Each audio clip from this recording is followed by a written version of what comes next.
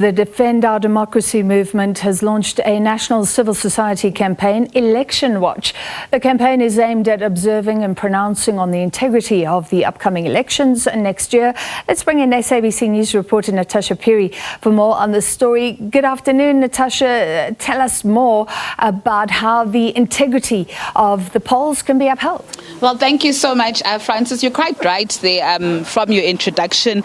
Defend Our Democracy just launched, the campaign Election Watch, and this is crucial ahead of next year's watershed elections. You would know that we now have under 600 political parties that are registered with the IEC, and of that 600, only 360 are eligible to contest in next year's elections. It's not just only political parties, but of course independent candidates will be also contesting for seats in the National Assembly and of course throughout provincial legislatures in all 9 provinces. And today, Election Watch is actually aimed at observing and pronouncing on the integrity of next year's elections, Francis. And of course, this campaign will actually kickstart off now in November, I beg your pardon, and of course will then conclude after next year's elections. And the overriding sentiment is that the election observers will be very crucial in ensuring the credibility of those elections. But to speak to us more about this, I'm joined by Ms. Phiri, who's the Executive Director of Defend Our Democracy. Phiri, thank you so much for joining us on SABC News. It's quite an important campaign here that you've launched. I mean, this also empowers not only civil society organizations, but, ordinary citizens and residents from grassroots levels to actually hold political parties accountable and, of course, hold, independent candidates accountable leading up to next year's elections. Thank you very much. Yes, it empowers, I think, organizations, because we want organizations to adopt this campaign, feel part of the electoral process itself, field observers and observer volunteers from the organizations, and then collectively feed into a common system so that information is collated and we're then able to assess it and pronounce on the integrity of the elections. Secondly, if you are an individual who is interested, you can register as well. We will try and link you up with an organization that's closest to you so that you can also participate in this. Ultimately, for us, this is a form of active citizenry and expressing active citizenry and being part of the electoral process without necessarily being part of a political party. I mean, you heard the questions that we were fielding inside. I mean, as civil society organizations, you clearly want to hold politicians to account, not only politicians, but those independent candidates that will be vying in next year's elections. But I mean, how easy will it to actually hold them, accountable?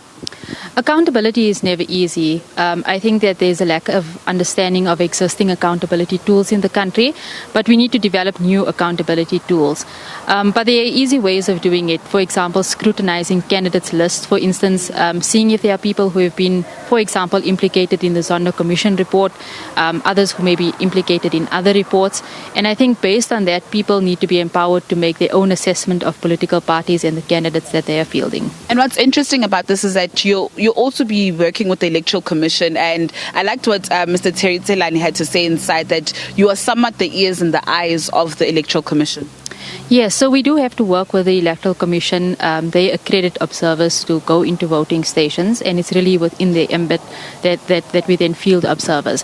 However, I think that we do need to maintain a critical distance. We are overseeing their processes in a way as well, and having oversight of how they run the elections. And that's really information that I think the IEC needs to take into the next election to see how they can perhaps improve on whatever is already existing. And to say that what is existing in South Africa is really phenomenal. We've had free and fair elections since 1994, and that's something that we want to maintain.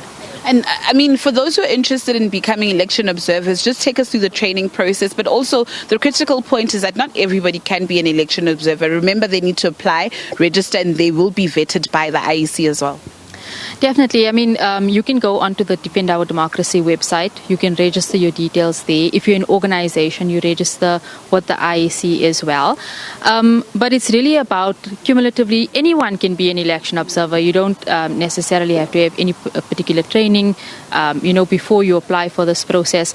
There will be training into next year that we would take observers who are accredited through. But it's open to the public. Ultimately, we want anyone who is on the ground near a voting station to be able to field information through to us.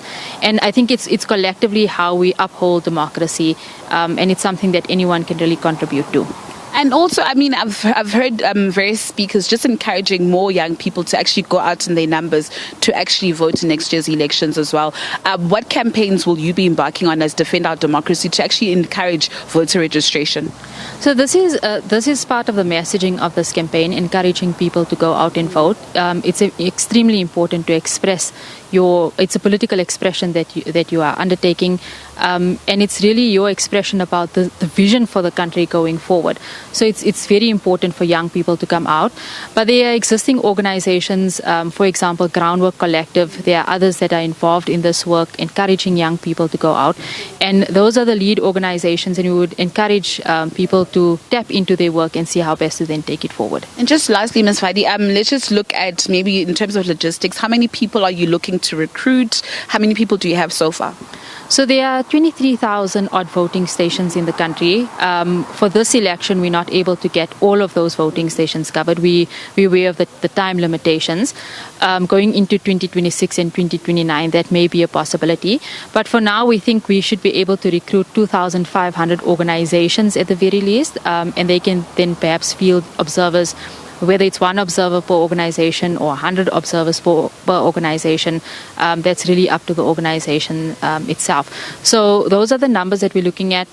We will have to embark on a very extensive mobilization campaign into next year. And even if we don't reach that particular target, we know that we've made a start. Ms. Phiri, thank you so much for your time. Of course, we'll catch up with her next year as we get closer to the elections. Francis, of course, quite a crucial, election launch or election campaign, Election Watch, which ensures that, the integrity and there is accountability in next year's elections. Of course, if you're interested in being an election observer, you can go to the website of Defend Our Democracy, register and apply to be an election observer. Of course, you will be trained by the various authorities, and you will be vetted by the IEC. And remember, this is an important opportunity to ensure that you, the ordinary citizen, actually holds not only political parties that will be contesting in next year's elections, but also independent candidates to account, and of course ensure the integrity of next year's crucial elections.